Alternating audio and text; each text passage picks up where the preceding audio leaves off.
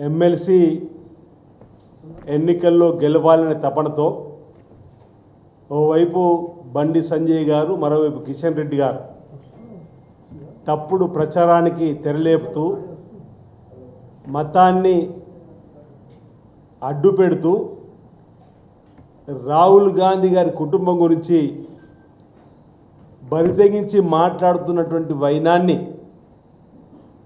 తప్పుపడుతూ ఈరోజు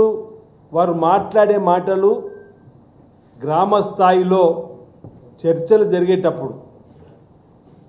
బరితెగించి మాట్లాడేటువంటి మాటలుగానే కనిపిస్తున్నాయి తప్ప అసలు కేంద్ర మంత్రులుగా ఉన్నటువంటి వీళ్ళు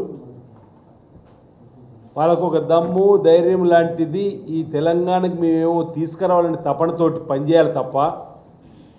ఇటీవల బడ్జెట్లో అనా పైస తెలంగాణకు రాని సందర్భాన్ని ప్రజలకు విడమర్చి చెప్పలేని వీళ్ళు తెలంగాణ విభజన హామీలు కూడా ఇంకా అమలు కాని సందర్భంలో కూడా తెలంగాణ ప్రజలను అవమానపరిచే విధంగా నరేంద్ర మోడీ గారు మాట్లాడుతున్న సందర్భం తెలంగాణ ఇచ్చేటప్పుడు తల్లి బిడ్డను వేరేసి తల్లిని చంపిరనేటువంటిది లోక్సభ తలుపులు మూసి తెలంగాణ ఇచ్చిరని చెప్పని విమర్శలు తెలంగాణ ప్రజల గుండెలు గాయం చేసే విధంగా మాట్లాడిన వీరు ఇప్పుడు ఈ విధంగా వారు మాట్లాడే మాటల్ని మేము తప్పుపడతా ఉన్నాం.